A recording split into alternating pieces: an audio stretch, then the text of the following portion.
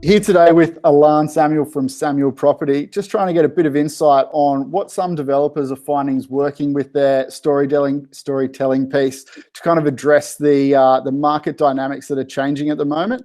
So welcome. Thanks for spending some time with us. Yeah, thanks, Jake. Appreciate you having me today.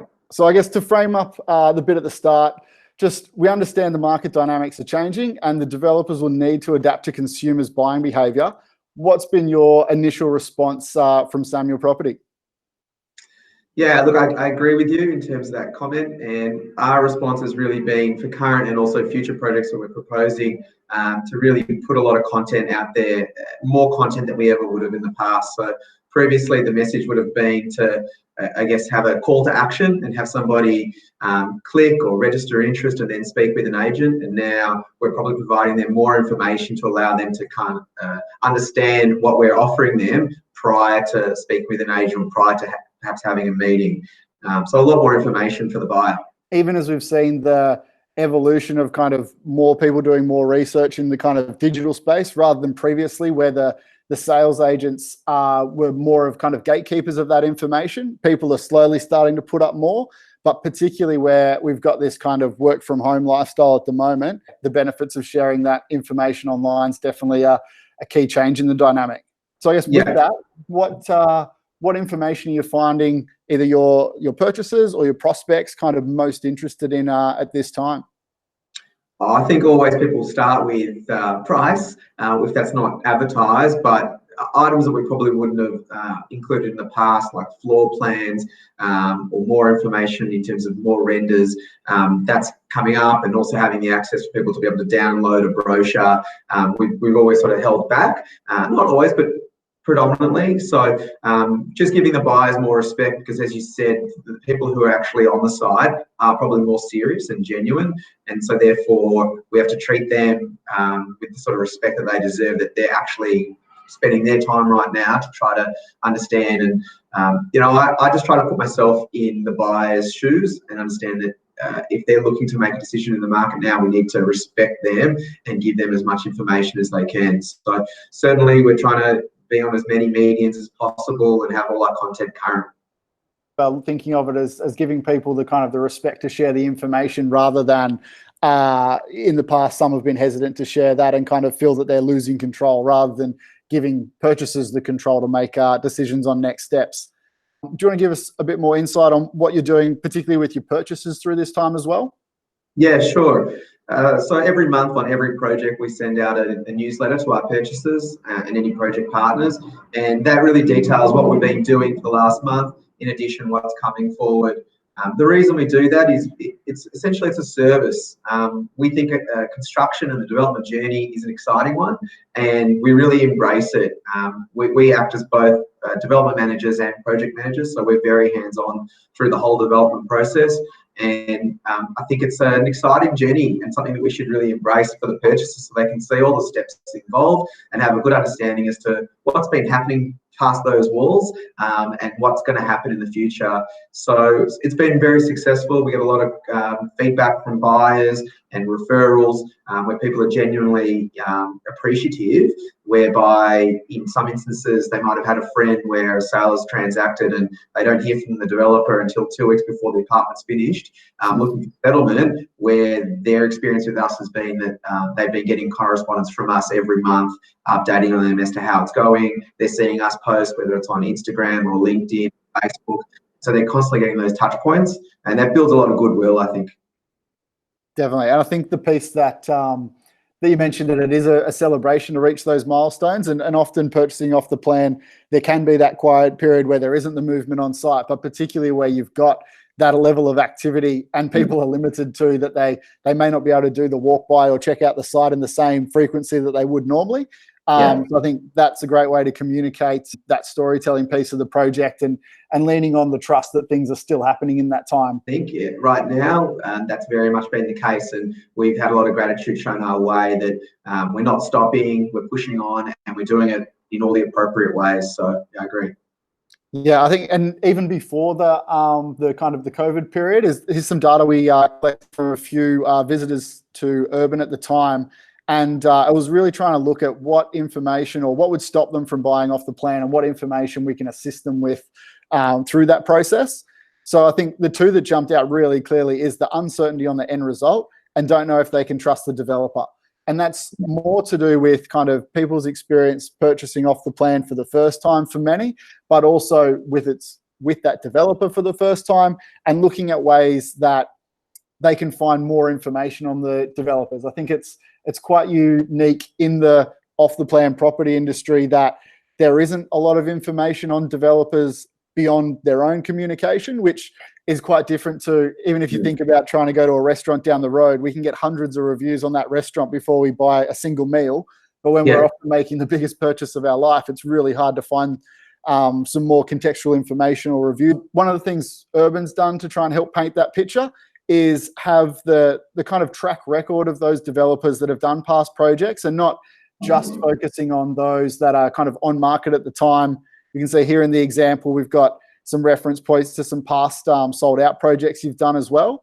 So I guess beyond the updates for the purchasers on your current projects and some of the track record information available here, what other formats are you finding are useful in terms of kind of building that trust, be it with probably new prospects as well? Yeah, definitely. And I want to commend Urban for the track record. I think it's a great initiative and it's been really well received. We've made an effort to make sure ours is updated and we'll continue to do that. But I think the main thing we do is we really put ourselves in the conversation. So we certainly don't hide behind any of our agents or our architect or others involved.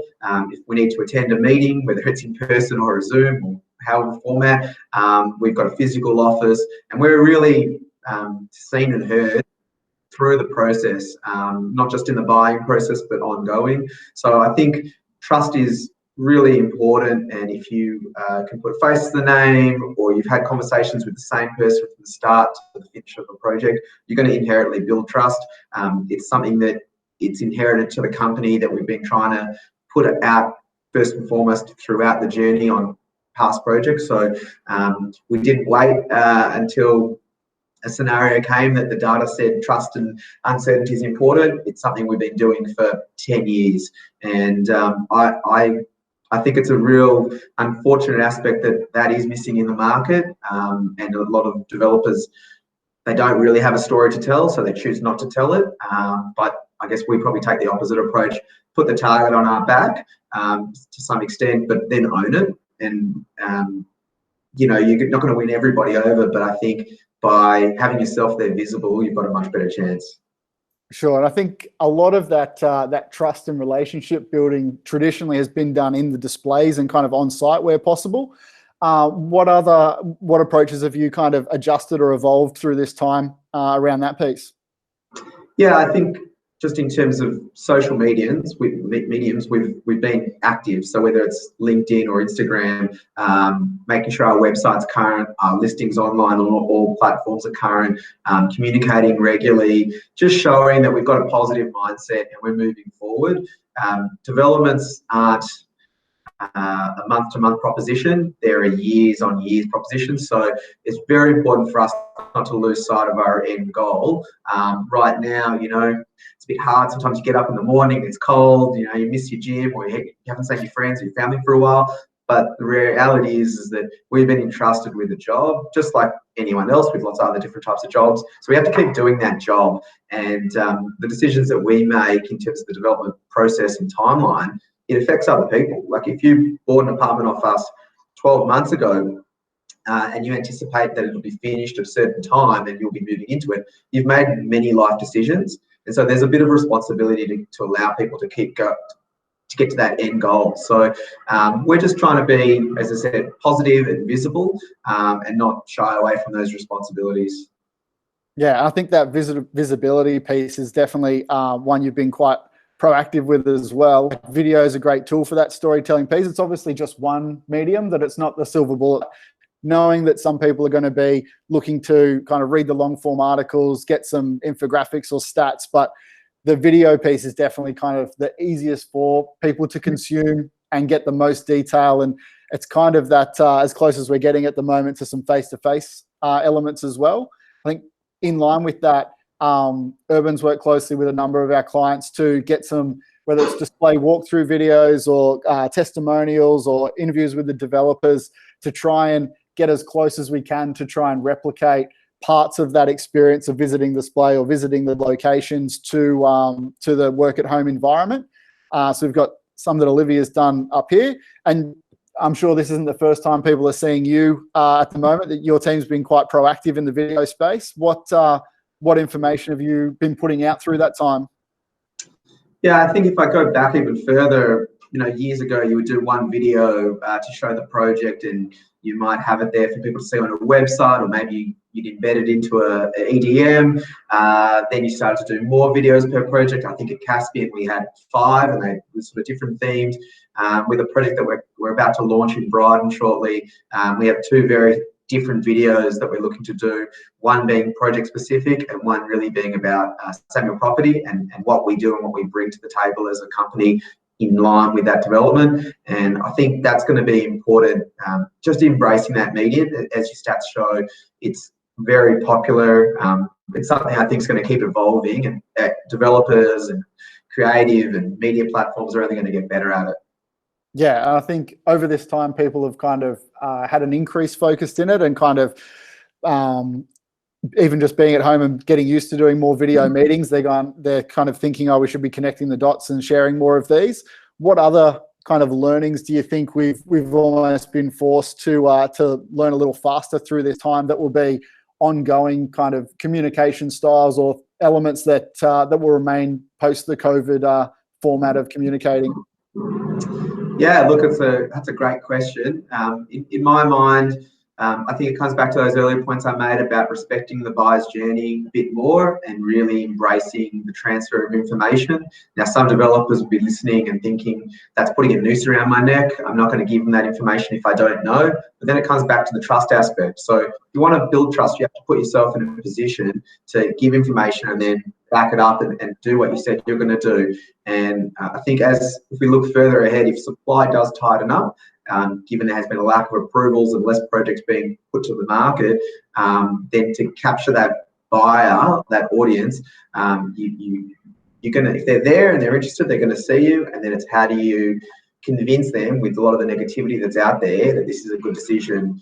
Because I do believe in the market or in the world, people are unfortunately a bit of a sheep mentality, and they do look to be their opinion champions. So they might seek their advice of their lawyer, their accountant, a friend, a real estate agent, in something that's really their decision, but they want everybody else to be saying it's a great decision. And so we're trying to make ourselves, I guess, a bit more bulletproof, that no matter who on that scale you might speak to, and look, in some instances, it's a 35-year-old son or daughter who's the gatekeeper to their parents' decision as to whether they sell the family home. It's their home, but the kids have a lot of influence. So we're just understanding that there are a lot of people in the process, and how do we put ourselves in their shoes, and what's going to appeal to them. So for the 35-year-old son, it might be being able to look me up on LinkedIn and see that I'm active and that I exist and that I'm a real person. I'm not going to rip off his parents. For an older person, it might be a different form of connecting with them, being able to pick up the phone or have a meeting and actually see in person. So I think we just have to be adaptable to build that trust and keep connecting with everybody. And I'm wondering whether some of the video content that's gone up recently in a rush is going to look pretty ordinary in a few weeks or a few months' time. So we're certainly not trying to quickly put a band-aid on anything, but really preach a long game and a lot of patience. Yeah, awesome. And I think, we can see they're not just hot tips you're reading out from a sheet, that it's definitely that you're active and you're doing these videos throughout each of your projects and updating people. And we appreciate taking the time today to talk to us. No problem. Thanks again.